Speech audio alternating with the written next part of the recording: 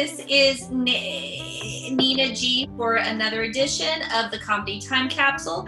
And today I am joined by Cynthia in Public, who is going to talk to me about her experiences and be interviewed. So, hi, Cynthia. How are you? Hi, Nina. I'm doing well. How are you? Good. Can you tell us a little bit about yourself and any plugs that you might have? Ooh, many things. I'm originally from Cameroon, and growing up, I lived in Kenya, Angola, Oklahoma, and now I'm in California. I've been doing comedy for less than a year, but I'm excited. I have the same feeling of excitement every time I go up to an open mic that I did the very first time I did it.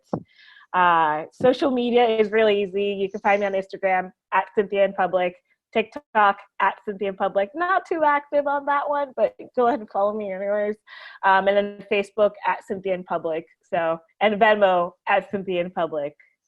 Okay, Venmo, and that is a good reminder that people can donate to any of the comics that are on here, in Cynthia in Public on Venmo. So excellent. Yeah. Thank you. Yeah, I've actually been giving all my Venmo tips though to charity, just because I feel like comedians, we come from all walks and backgrounds.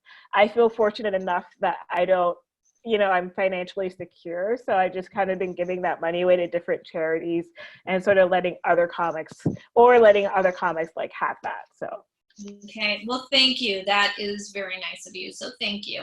And can you tell me how long you've been in comedy and what made you get into comedy? Oh, yeah. So I think I started the very first time I did an open mic was 5 years ago. It was at Cafe Frascati, but it was before they even had the Wednesday night open mics. Now it's dead. And I did it like once or twice, or I basically did it once every year or every other year. But it was something that I always wanted to do, but there were so many reasons in life that kept me from it. And then last year, got into a car accident, got out of a 3.5-year relationship, got out of a job, all within like 2 weeks. And that's a true story, along with a lot of other traumatic events that happened. Like, I just kind of told myself, like, why not? Why am I not doing stand-up? I have no more excuse anymore. I don't have a relationship. I don't have a job that's as demanding, so I just started doing it again. The first thing I did was I went to Miami to get over dumping my boyfriend. Ended up doing stand-up for the first time in years. I came back, it took like another few months before I started doing it. And like slowly I went from like once a week to doing mics 3 to 6 times a week, which is really my average these days. Well, except for now. Yeah, as of a month ago, it was your average, yes. And so that's kind of like what made you get into it at the time, but do you have like a background in enjoying comedy, or like what was that? Yeah. I mean, I'd like to say that I've been doing comedy my entire life. Some of my jokes are directly taken from things I've been saying for years to random strangers and to friends. Comedy, really growing up, I had a really hard childhood, just with, being raised by a single mom in a foreign country and even before that, dealing with, some abuse in the family. So comedy was really the only thing that I think kind of lifted everyone in the family up, and things that we did together to sort of get over things. Like I've just grown up being roasted by 4 older brothers and a sister. And really, I think it's one of those things that gets you through hard times and something that sticks with you, maybe for good or for bad, because sometimes you can use that to avoid certain things in life, but it's a really good way of coping too.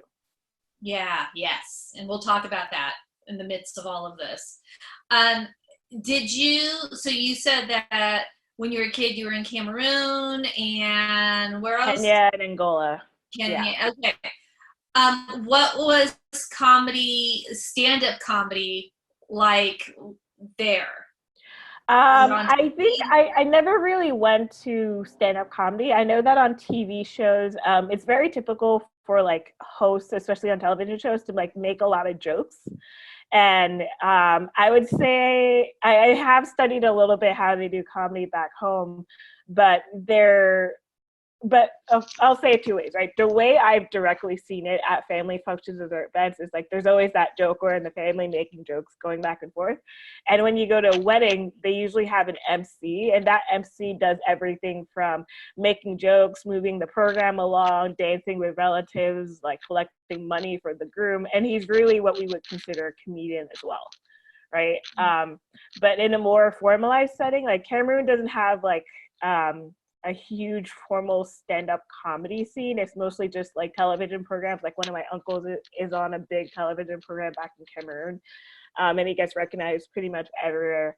But I know that in countries like in Nigeria, there's a bigger stand-up comedy scene. They have more economy or money from the economy. However, from what I've seen, the men kind of get to talk about everything, but the women are kind of pigeonholed into these, like either the mammy role or like the innocent little child role, and they're not really allowed to say everything they can, right? So like that's one of my things is like, if I ever want to go back to Cameroon and perform in French, I feel like I'd have to change my material so I don't get like arrested or something. Yeah. It's one way you could really get famous, but let's not get you famous that way. Yeah. Yeah, not trying to die for some jokes. Like, not now. No. Many people already do that. So, okay, interesting. So, okay, let me see what else I have here. Are you able, before all of this, were you able at all, because you've only been doing it for 11 months or so, were you able to pull in any money as a comic and to live off of it? Little money. Well, no, not to live off. No. Like, I think the most, like I've done, I think 2 or 3 shows. And like some guest spots, and I think usually I get paid about $10 for gas, and that's been it. I was gonna have a paying gig coming up. I was really excited about it. It was gonna be my comedy club debut because I was gonna be on like a roster for where is it? Tommy T's. I was like super excited to be performing at Tommy T's, and then coronavirus just canceled it. So that would have been my first like paying full-time gig at a comedy club, and it's just like yeah. No, it's interesting that you say that because I've interviewed like you're like the 7th person, and like half of them have been like, I was really looking forward to this one gig, and like we were grieving gigs, we're grieving good gigs, and it's like it's so weird to me, but it's so real. So yeah. Okay, so that was something to look forward to. How do you get most of your bookings on shows? Because you do open mics, but how do you get onto a showcase? I still can't answer that question. Because again, I think I'm like 9 or 10 months out, but it wasn't until a few months ago that I started actually getting booked on shows. And even then it was pretty sporadic. Like, I really can't tell you, because I think the shows, like the guest spots I've done has been through like someone that I know in comedy, like, you know, like a friend, and he's like, oh, let me give you a chance and give you like a little bit of time. And then the shows actually, how did I get booked on the last show? I think I got booked on I reached out. Yeah, because I saw the USC Ultimate Fighting Champ show, and then I was like, I'm really interested. Like, I think I reached out to Arturo. He's just like, okay, I'll put you on for like the honey roast, and then that went really great. And so what is a honey roast, and what is that show? Yeah, honey roast is basically like it's a compliment battle. Like, I could be looking at you and like, Nina, that red just pops off your face. Like, you are the only person in this world that can wear red, because anyone else that wears it could not compare to you. Yeah, that's a honey roast. Like, you know, which is true. Yeah, okay. You have a beautiful red lipstick and beautiful shirt that's like very much complimenting your skin tone. You know, but like he's basically going back and forth, like you're trying to out compliment the other person. And when I did it, I made it into a competition. So I was trying to be the bad guy and saying like, no, that person should win. And I ended up winning because of that. I was like, all right, I guess that worked. So I think off of that show, there was a contestant, part of the Real Roast, that saw me, and he booked me for his other show. And then from there, that same person, Artur, he liked me on his show, and then he booked me for another show. And then it's just like kind of like people seeing me on other shows. They're like, okay, I want you for this, I want you for that. But the thing is, it's like, I feel like compared to a lot of other comics that I've seen, and I really need to stop comparing myself because it's a marathon, not a race. I kept feeling like, am I not funny enough? Like I don't feel like I'm getting on enough shows compared to other people in the same spot. And I'm like, should I be worried about this? Am I just overthinking this? And yeah. Mm-hmm. Yeah, no, then that's interesting. And if you ever want to talk about any of that stuff, let me know. We're not going to get into it now, but if you want to talk about that stuff, yeah, I definitely do. We can talk okay. about this actually. You can hold on to that and do that later. Okay. Before COVID, and I know you've been in it deep for 8-9 months, and that's oftentimes the year that, like, you first get up on stage, and this might fit with you and it might not, but a lot of times comics get up on stage and they say everything dirty that they've been thinking for the past 10 years, and they get up there and like fuck, piss, like pussy, like everything. And then they start like settling in and doing material and doing jokes. What has been your process this year in performing, in writing, all that stuff? Oh, there's a lot of heavy stuff that I want to talk about and I write about, but I haven't had yet the courage or the mental fortitude to perform. So I think when I was starting out, I think I did the same mistake everyone did. I kept writing new material for every set, and then like some of my like Jorge, he's been a great mentor to me, and he's just like, no, just do the same set, talk about things that are relatable and easy, because that'll kind of ease you into comedy. So I started doing that, and then I talked about my own experience. I was like, okay, what do I talk about with my girlfriends that I'd never talk about in public? And then I started talking about dildos, right? Which now I feel like I'm known as the dildo queen. But I don't mind as much. But I guess I was trying to like get to a level of just like, I've talked about these things before, but I'm trying to translate that to my setting, to a different setting. And I think my goal has always been to try and replicate how I am in real life, but on the stage, as if I was talking to a friend, right? And it's still a challenge. It's gotten easier as I've gotten more comfortable. But the topics have really been mostly about dating, breakup, dildo, and a little bit about colonization, which I touch upon. And then I kind of evolved also where every once in a while I'll try new material. Like I started talking about my bras, and then that was it. So I incorporated that more. So I guess the process has really been like finding things that I think relate to a lot of people. That are personal to me, but I think other people can relate to, and then just kind of refining that more and more with every open mic. And then every once in a while, I'll try new material and kind of see if it fits in or if it just becomes a new set. But lately, I've been trying to focus more on crowd work because I think it's a great element. It's something that I really want to be a lot better at. But it's a little bit hard to do that over Zoom. Like it's kind of touch and go over Zoom. And it's something that I probably will be actively working back on doing when we get back. Okay. Yeah, I'm going to ask you about that crowd work and the translation to Zoom, because that's interesting. Okay, what is your favorite part about doing comedy and your least favorite part? The people and the people. You're the third one to say that. Exactly. I thought I was unique. Damn. Oh, no, it's so prevalent. Well, so my favorite part about comedy is it really does become like a little comedy community.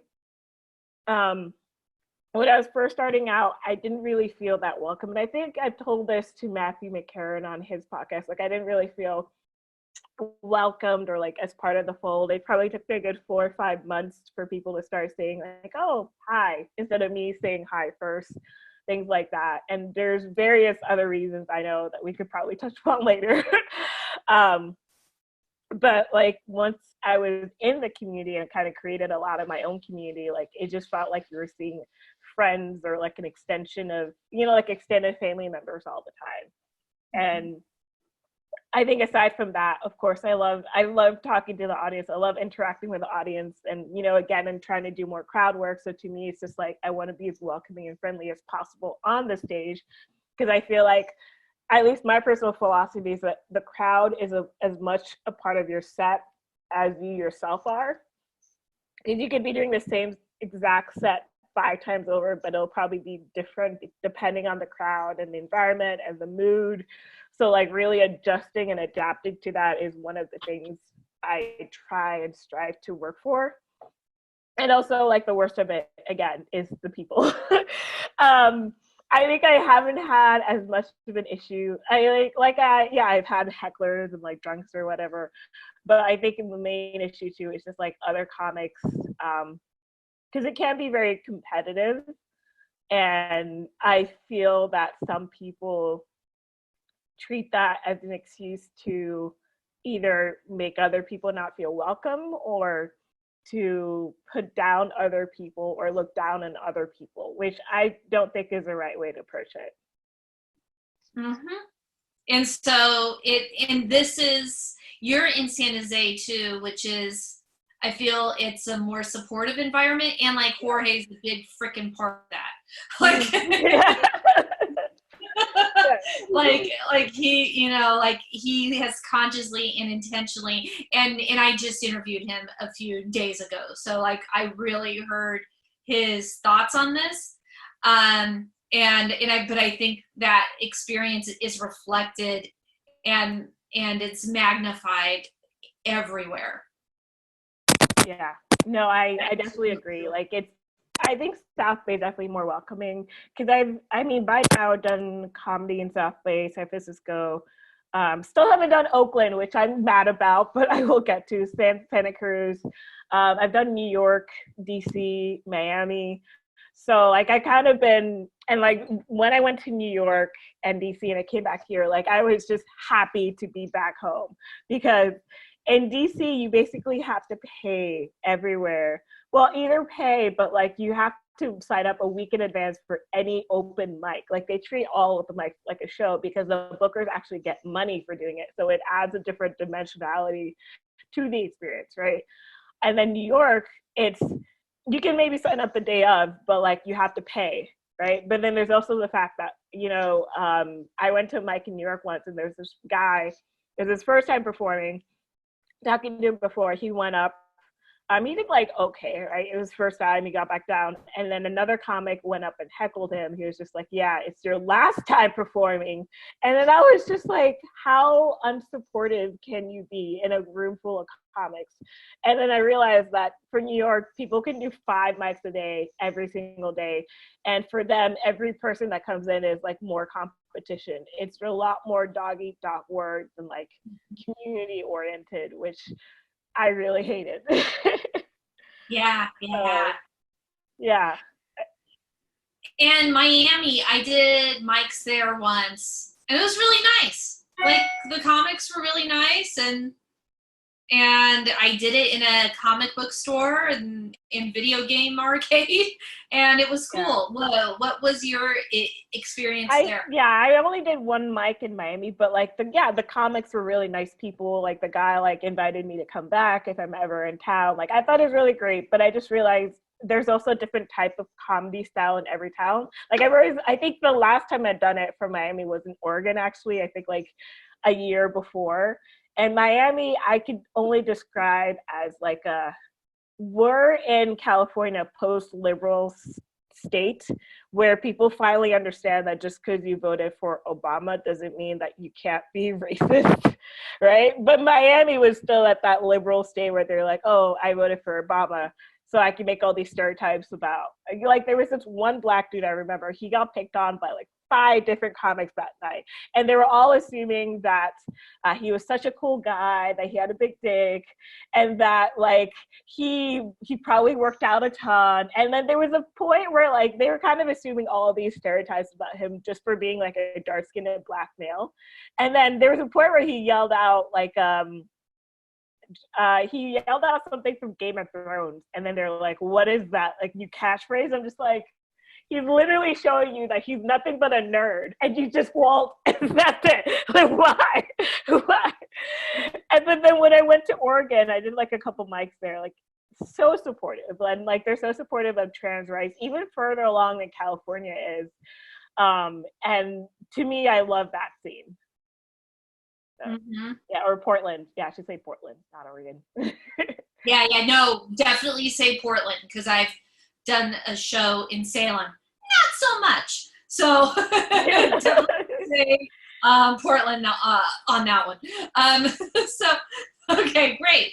Good. No, and it's interesting to me, different communities coalesce in different ways, and you see that. And especially as a female comic, it's weird stepping into those scenes when you don't have anybody there with you and you're on your own, because then you're absorbed in a different way than if I'm with a guy comic friend.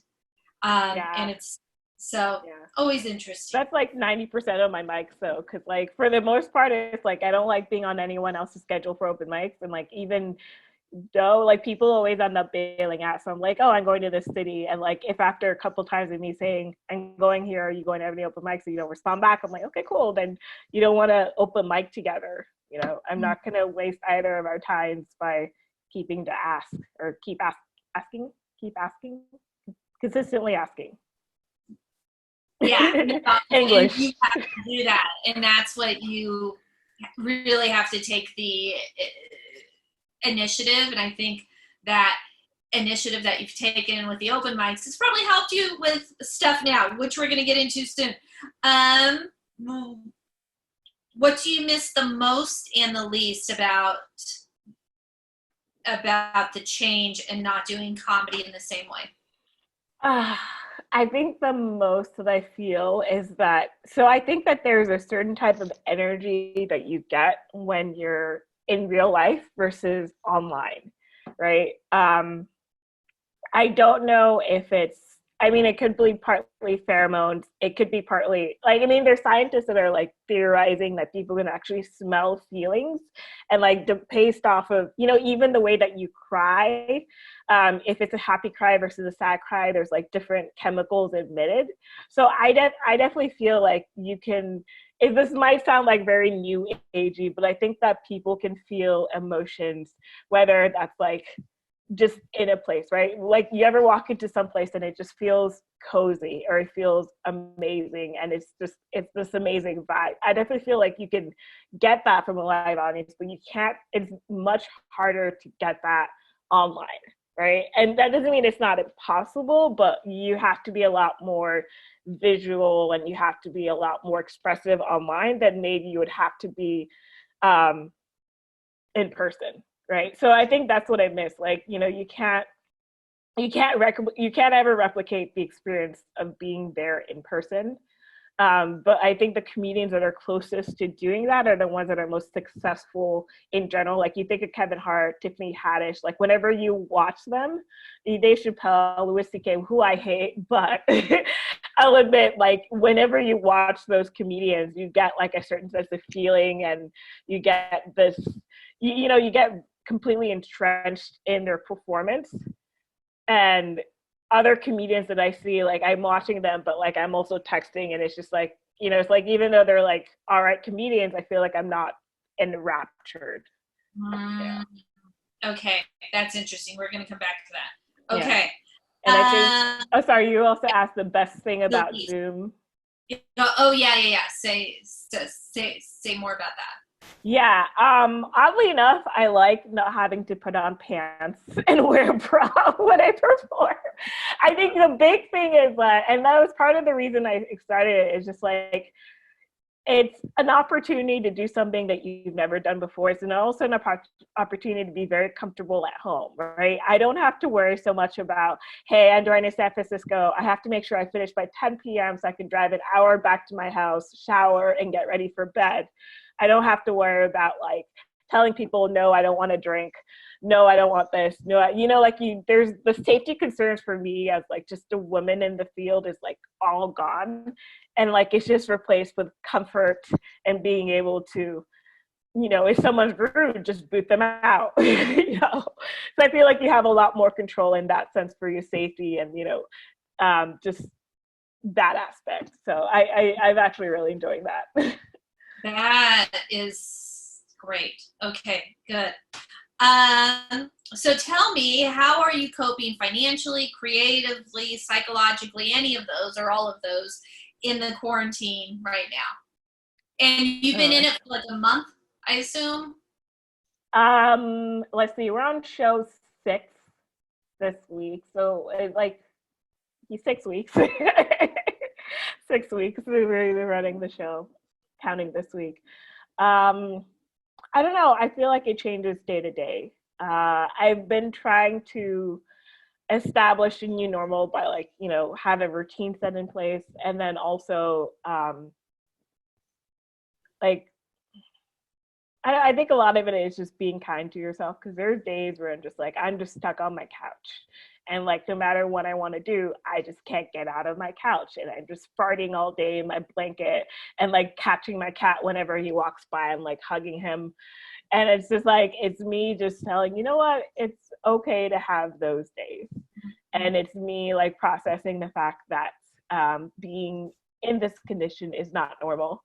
And there's no right reaction to this. And kind of just seeking help where I need it and talking to someone about it when I need to.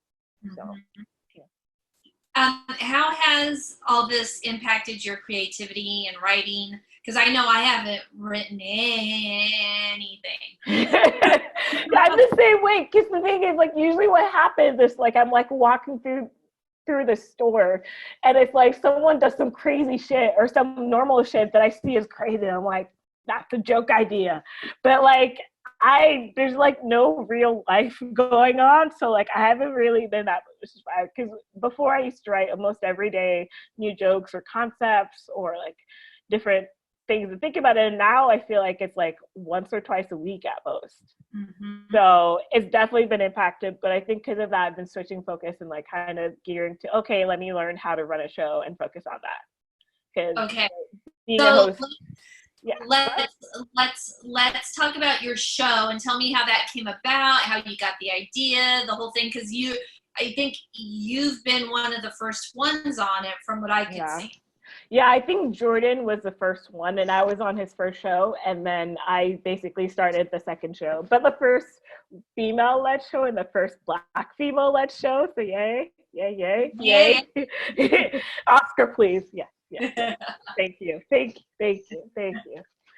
I've gone through so much adversity. Yes. Sorry, I'm stupid. Okay. So I think it started out because like me and Jordan had posted about it on Bacon, and then I think I answered that post, and like from there on we kind of were going back and forth about different ideas. We started researching different applications and platforms, and then we both sort of decided on Zoom. And then he ran his first show, No Pants Comedy, and then after that I was just like, oh, since he's running that show, I'm going to take whatever he learns from that show and start my own show. And it did the exact same thing. So it's really like the first idea I had, because I was just like, you know what, we're in my head just being a health major back in college and like understanding all the stats. I'm like, we're not going to be out of here. Back then I was like, we're not going to be out of here in March or April. Maybe May was my thinking. And like a lot of people kept saying like, oh, we're gonna be out. And then I was just like, no, baby girl, baby boy. So to me, it was just kind of planning like, okay, so if we're gonna be here for weeks, I still gotta do comedy. And I just took the initiative to start my own show. It was something that I already had in the minds of doing a real life show, but I was gonna kind of initiate the plan in summer and kind of figure out the kinks, but I told myself, why not just do it now? No one else is doing it, and like this is my chance to put together a show that I think should be representative of how most shows should run, which is like very diverse and like a equal opportunity for people with different backgrounds and orientations and races and age groups, and yeah. And how's the show been? How many people do you have? How do you feel it is going? So I think our most I don't know, like the first show was a train wreck. Second show was good. Third show was Zoom bombed. Fourth show was really good. I think we have 45 people logged in and like over 120 views on Facebook last time I checked, like last week. And then the last show, we had 22 people logged in, but I also realized that some people had trouble accessing the link. But we had over 500 views on Facebook, so people still saw the show. I still have to go back and like look into the metrics of that, because like I don't know how they count the views, if it's like per like a specific amount of time watched, but over 500 Facebook views. So I still know that people are like engaged and logged in. And I would say generally it's growing every week. And for the next show coming up, I'm expecting at least 30 to 40 people logged in, and then kind of same like over 100 views on Facebook. So a lot of it has been figured. That. Do you put it on Zoom and Facebook live at the same time, or do you post the video on Facebook after? Yeah, it was at the same time. So it was kind of it was me playing around with Zoom and then figuring out that they had a live streaming option, and I didn't figure that out until the third or fourth show. And then I told everyone I knew, it's like, guys, you can live stream, to make sure that other shows do it. I think Jordan does it now, and I've seen a few other shows live stream their stuff. But I think that's helped boost the number of people that know it, because like as you're scrolling through Facebook, you're like, oh, there's a show going on. The only thing I wish I could incorporate is Instagram, but like I'm using my phone during the show. There's like no good way of incorporating that, and unless I want to look into another third-party application, it's just like it's not that worth it. But yeah. Okay, and who seems to be on these shows? Because I've been to some online open mics, and there's real audience, and like the real audience sometimes outnumbers the real audience that would be at a real open mic. You know, at a virtual open mic, right? Yeah, I definitely see that a little bit. So at my shows, most of the people logging on are actually audience members, which is really great.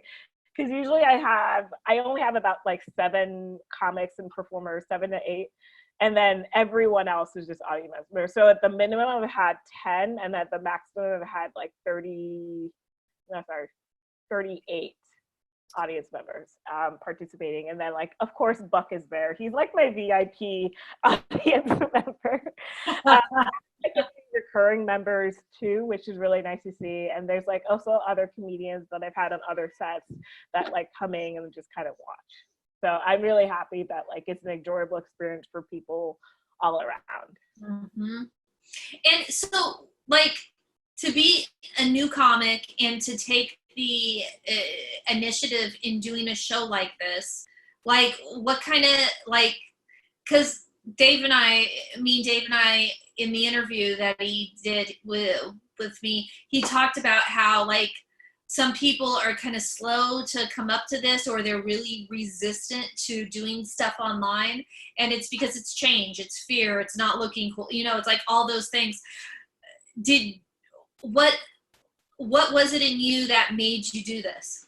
Yeah, I think it was generally because I feel like comics in the Bay Area haven't been very good at adapting to social media. And that's just in general, because like I've only been seeing the last few months that people actually started posting their clips on TikTok and Instagram. And before that, people weren't even posting, and people were barely posting them at open mics. And for me, I think that's part of the reason that we fall behind in other comic communities, is because people don't know us, right? If you type in Bay Area comedy, not much pops up, right?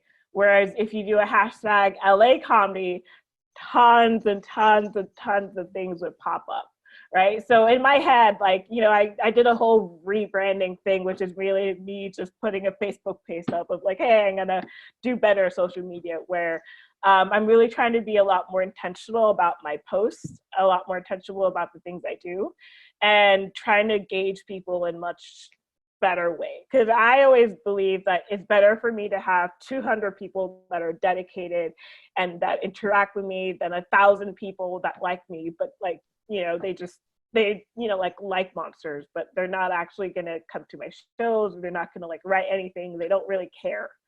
And part of what I was going to do with my open mics, which kind of a, I guess, preview for open mic, is maybe seeing if you're going to do the possibility of like live streaming certain events, right? Because like comedy shows are like really big on YouTube. People love watching that stuff.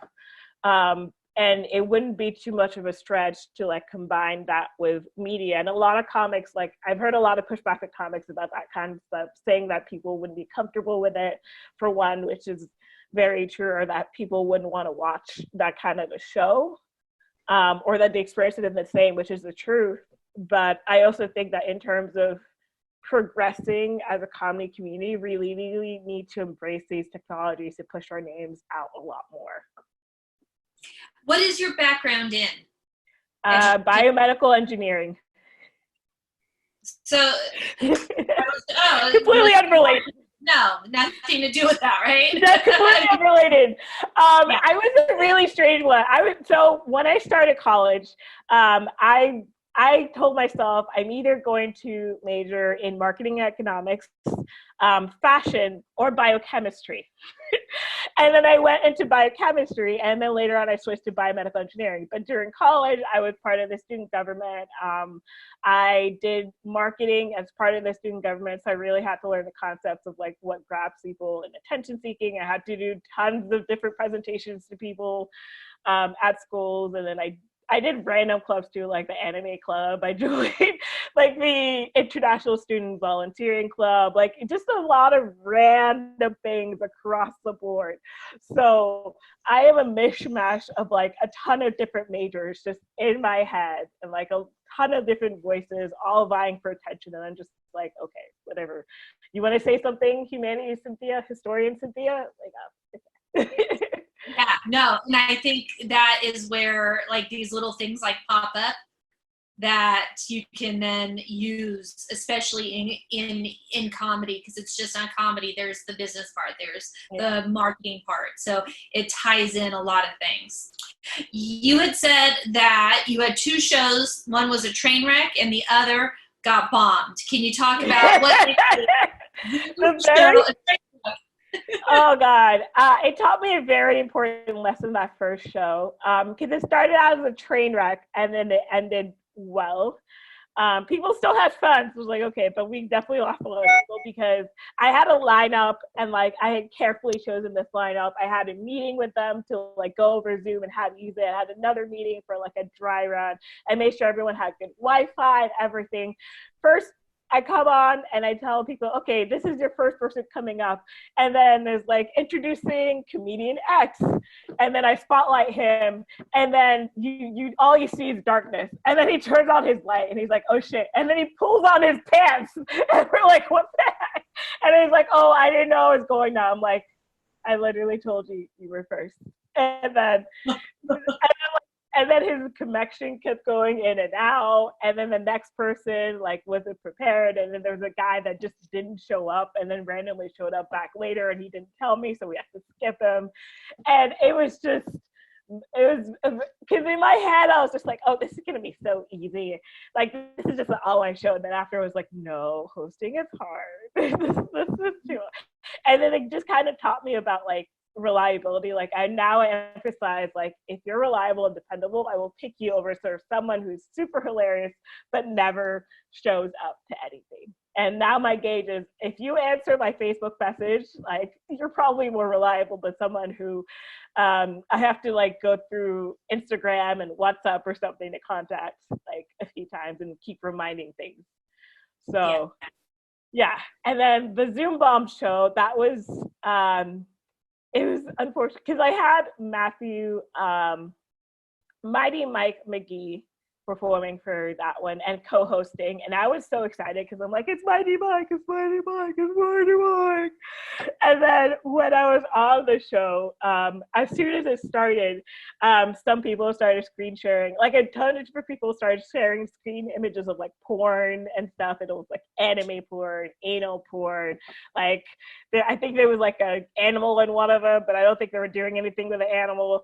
And then like they were also broadcasting like Islamic chants and like praying over them. And I'm just like, how are you gonna bomb me with porn but also be religious? Like this doesn't go together. Like, can you guys coordinate your responses next time? You can't. I'm like, and then I kept trying to boot. I was kept booting people in and out, but there were so many of them. I had to just shut down the show, and then reinitiated 30 minutes later with like a few password protected things in. But like we also lost like a ton of our audience, but we still had a good 20 people left, and we lost a few of our comics because some of them were like, I'm not interested anymore. Some of them were just like, yeah, no, actually that was it. Like they were just like, I'm not interested anymore. I'm just gonna go. But it ended on a good note. Were you bombed before anybody else? Like, were you one of the first bombs before it got popular? Yeah. Okay. Yeah. Because like the thing is, actually, so Mike had warned me about it the day before, saying like, hey, one of my shows got Zoom bombed. We have to cancel the whole show because it happened. I was like, okay, I'll watch out. And I like read a few articles, and then like right before the show started, I was like, oh, there's a security gap in Zoom. Interesting. And I was like, okay, I'm ready to boot and just ready to boot and block people, right? And then the show started, and there was too many for me to boot and block at the same time. So I literally shut it down, but I'm like, the show must go on. So I just relaunched it 30 minutes later, and I'm excited and happy that people stuck around to see the show. Did you put the Zoom link out, or did people have to go through a step to find the Zoom link? That's the thing, I put it out.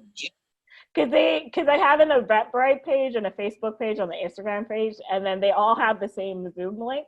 Or sorry, the Instagram pointed you to the Eventbrite page, but then Eventbrite had the Zoom link out because I was like, it doesn't make sense for people to sign up extra. So that was my mistake. And then when they signed in, I also had the sharing enabled because different people had like different presentations that they needed to share. So like, oh, I have to enable this for everyone.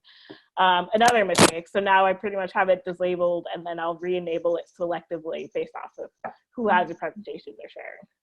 Yeah. And so do you use the waiting room too, or do you get around that in some other way?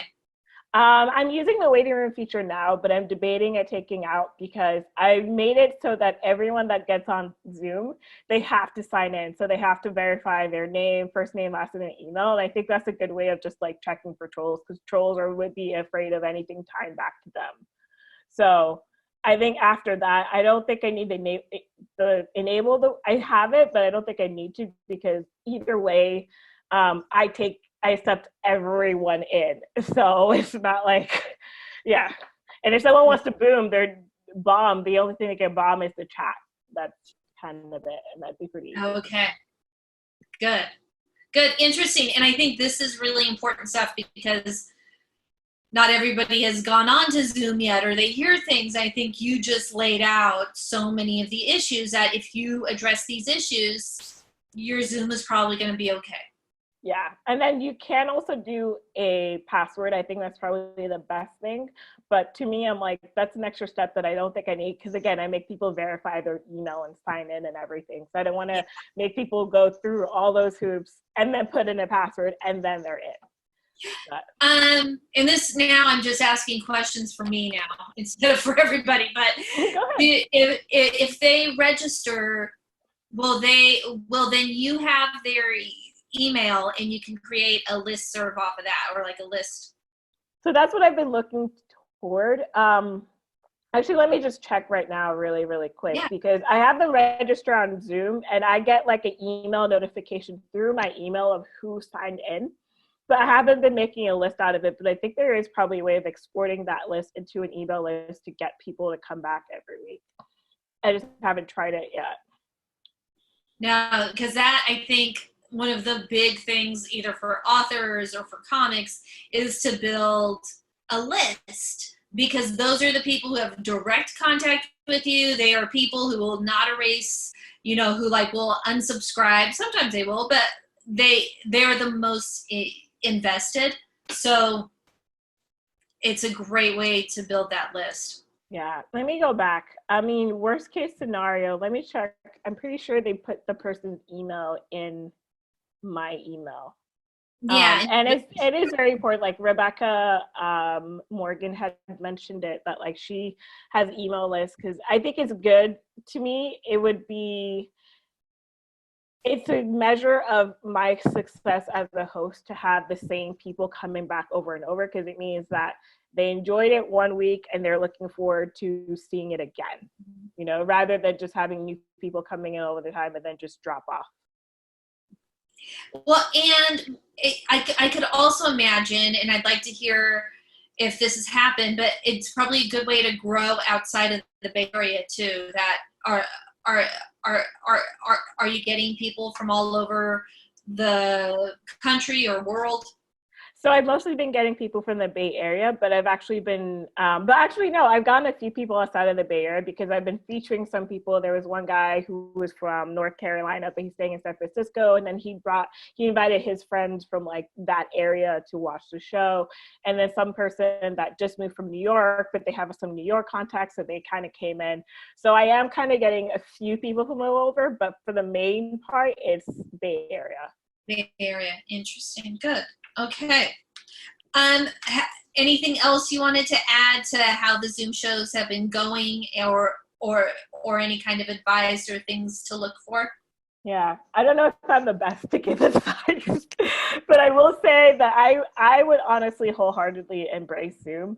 And it is weird at first, but I think of it as, don't think of it as traditional stand-up comedy, because then you put yourself in a box. I would say take full advantage of the technology to do things that you can't normally do stand up. Like Justin Creasy did an amazing job on her set. Like he has a set about all the knives and swords he has.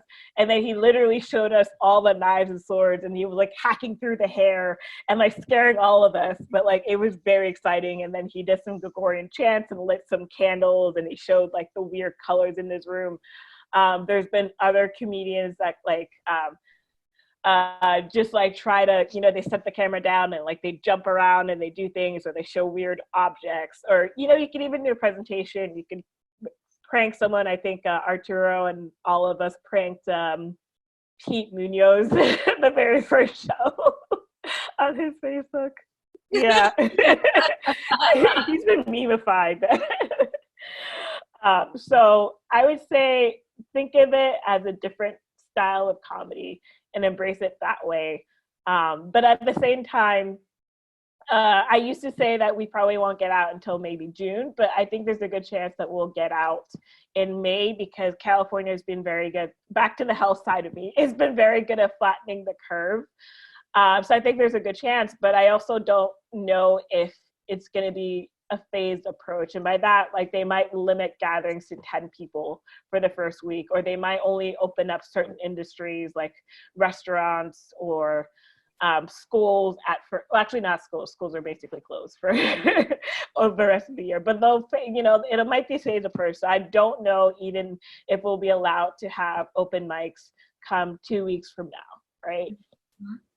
And I'm planning the show until the apocalypse ends, but I'm also wondering if there'll be a market for afterward, because a lot of people will be very jittery to even leave their homes. So like the Zoom shows might be what they might feel most comfortable at, So we never know. I just think that change is really hard. It can be very painful, but if we don't adapt to change, we'll be just swallowed up by it.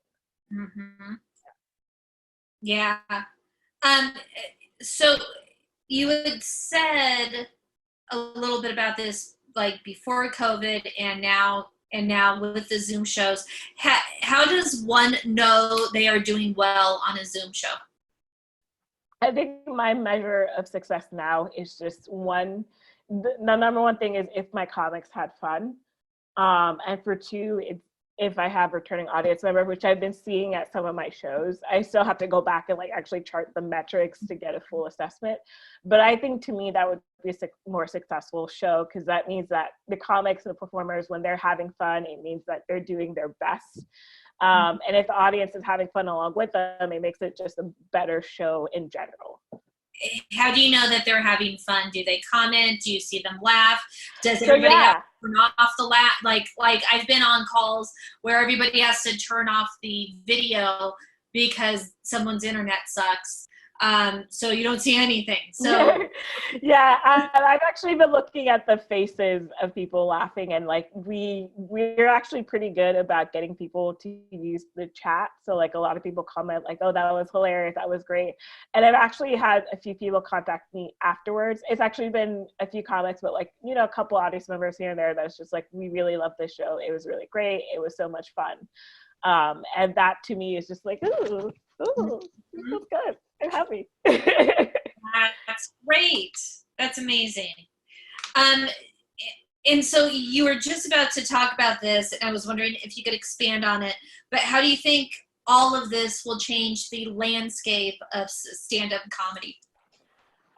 What I hope it'll do is to make it more diverse, in the sense that I don't think it could replace like real stand-up, but I think it gives people more options and more, I guess it might also expand people's skill set in being able to perform comedy in different mediums, right?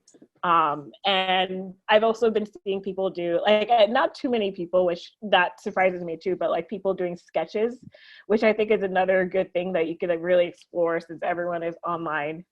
So I think that's how it'll change it. But when things open back up, I don't know if Zooms will be now relegated to the back burner and no one will use it and people will not really do Zoom shows, or like if the popularity will keep going because people might still be skittish. So that's really what I don't know. Okay. And another thing you had mentioned, and I want to really emphasize this, is who does well on Zoom or on internet stuff. It sounds like it's people, like when I see myself on video, I think I'm being expressive, but I'm not. And like my dryness doesn't come across as a joke. It comes across like I'm a bitch because yeah, I have to express. Yeah. And so is that kind of what goes on? Is that you have, like, I find myself just very naturally, like, getting in the face of the camera and doing this to emphasize certain things. What's your performance advice on this?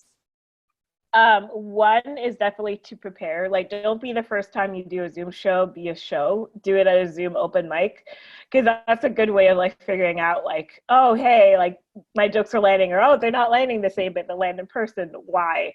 Right? Because I definitely see, because I've seen some comedians that like before this on stand up, I was like, oh, you're like a all right comedian, and then like I saw them on Zoom and they were like hilarious because they like really take advantage and they do presentations and they do like acting out, they do all these things that you can't normally do that really adds to their set and that are really engaging. And I've seen comedians in real life that I've loved, and then they're just kind of flat on Zoom because like they're just like, oh, let me just log in at the last minute, or let me just say this and it'll be funny. But I think back to your point, you probably need to turn the energy up more, like 25 to 50% based off of your personality to really pop out on Zoom. So extroverts are definitely winning the Zoom. We'll see about that. Sorry. We'll see. An intro.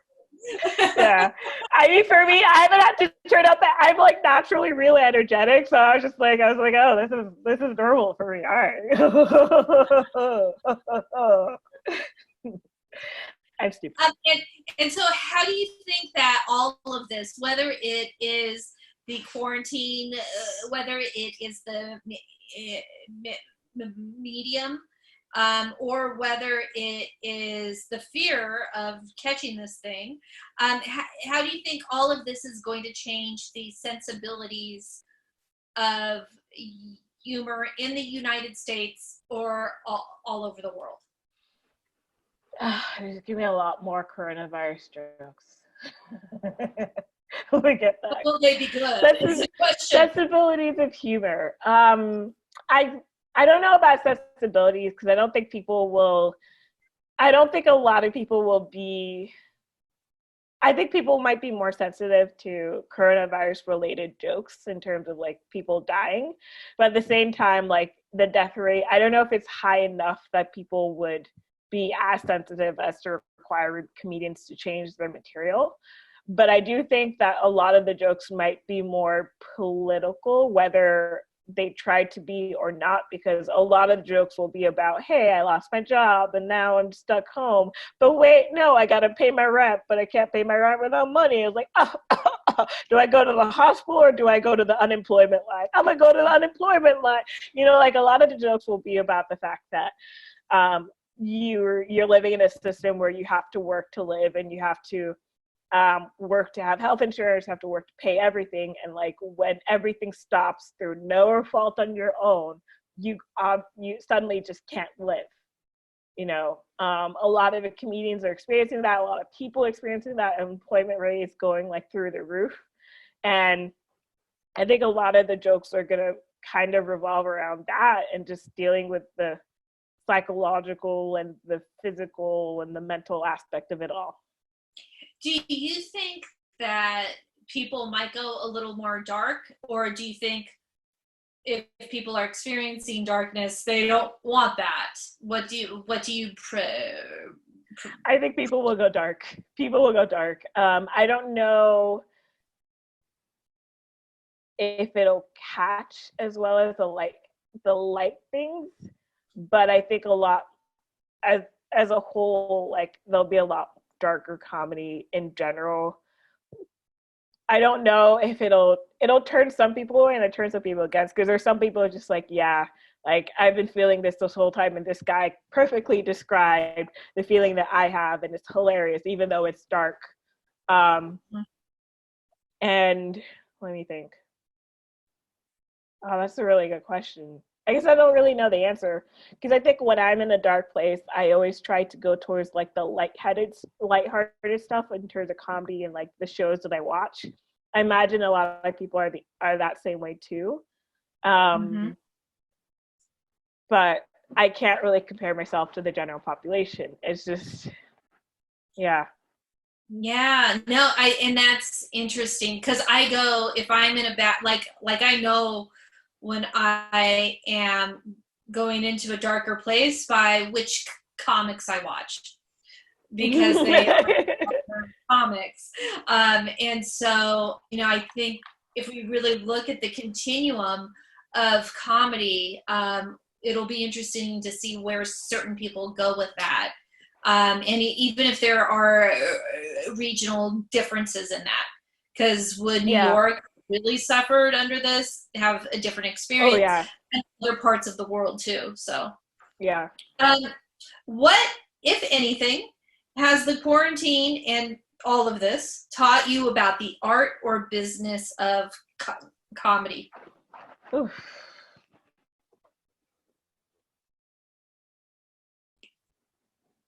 Hosting is hard. It sucks. I hate it. I think it's also taught me how much, you know, because like the San Jose Improv closed down very, very quickly when this pandemic held. And like it kind of hit me like, and then there's like been fundraisers for the Punchline, like all these big comedy clubs. It kind of hit me like how much of these businesses were like month to month, right? And it just kind of made me think that there's not that much stability in comedy as a whole. Like it really does depend. Like the bigger institutions, they really depend a lot on like just people coming in like a revolving door. And it's almost scary to me that like an upset like this, and it's very understandable that, you know, everything is being shaken up.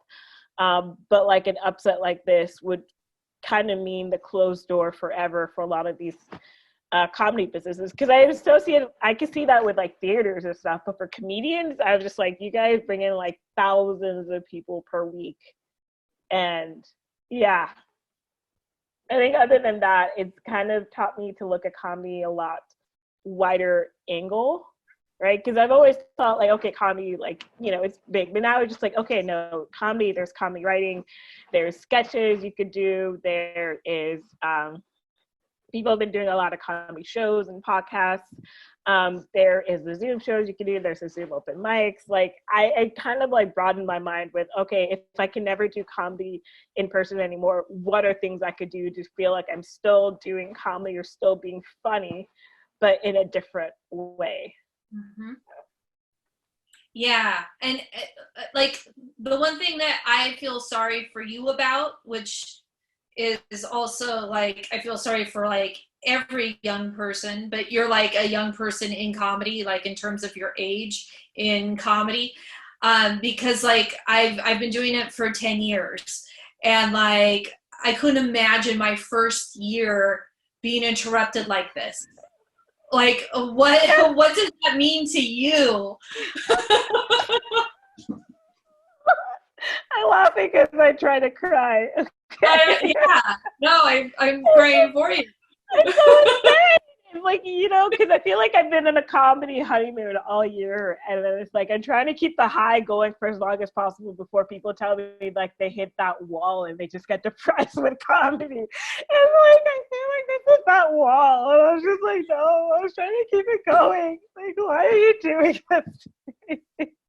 Because I feel like, I don't know, because even when I go back, I feel like I'll just be behind a little bit. Like, not too behind, because I've been doing online open mics, but I'm going to have to readjust to doing open mics. I'm going to have to see whether or not there's even an audience there.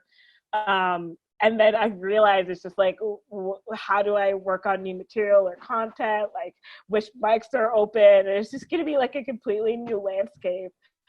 And I'm not looking forward to driving through that hellhole.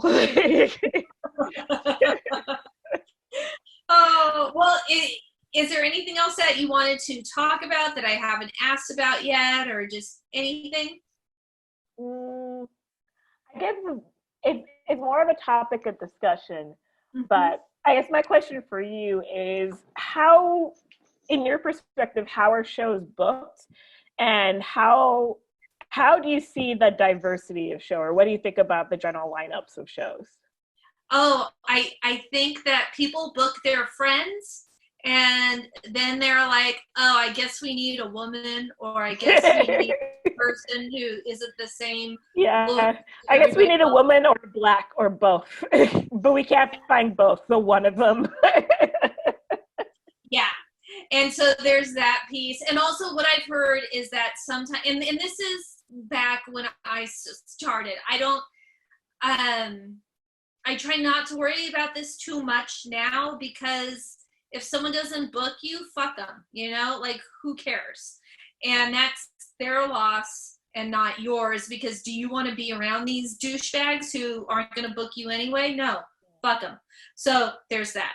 That's also where if you get in with people that you like and you do their shows, like then you find out which shows that you trust and they trust you. And also getting out of San Jose, Oakland, yes.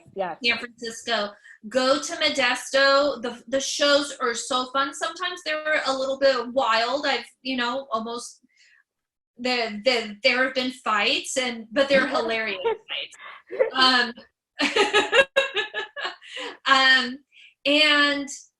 But right now, like the first couple of years, just get good and find your mentors. And Jorge is great. And for me, my Jorge was Tony Sparks, because I came out of the brainwash years, and just and you don't need to.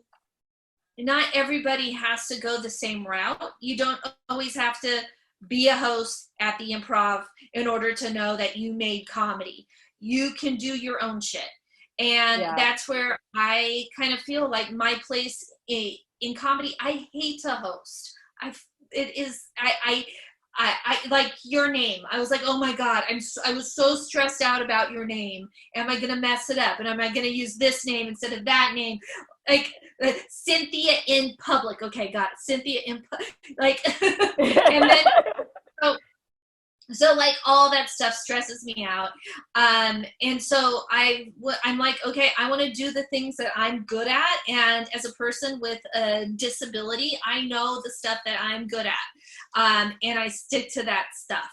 And so I do college gigs, and I make a partial I made a partial living off of that. Don't anymore, because they've all been shut down. But I have that, and I have just my integrity of my act and what I want to do with it. So you kind of do your own thing and find your way. It doesn't have to be on a douchebag show. Yeah, I agree with that. I don't know what I'm good at yet, so I'm just trying everything. And you're good at got totally interrupted, and it got hijacked. So yeah, we're famous enough to be Zoom bombed. Yeah, that was such it's so painful. And for a whole first year of comedy got Zoom bombed. So like So let me ask you this, that this is a great time to ask you, what is your Venmo and where can people find you? My Venmo is at Cynthia in Public, all one word, Cynthia in IN Public, PUBLIC. You can cut that.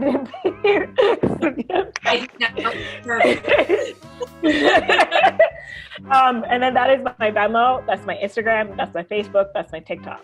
And if I ever make a YouTube, that will be my YouTube. Well, you better get it right now. Yeah, I need to actually get a domain name to CynthiaInPublic.com. That's my big thing. Because like I was trying to think an easy to remember name that's just like that, like not too hard, easy to spell and pronounce. And that's something that no one has picked before, so that I could just pick it for everything. Yes. Yeah, get it done. Yeah. All right. Well, Cynthia in Public, thank you so much for your time. This has been so helpful. I think a lot of people are going to learn a lot from what you said about Zoom. So really appreciate your time. Thank you so much, Nina. Thank you for interviewing me and having me. Thank you. Me and my pineapples, thank you. Me and my fruit. Oh, getting it kind of excited. So, all right. Well, thank you so much. Take care.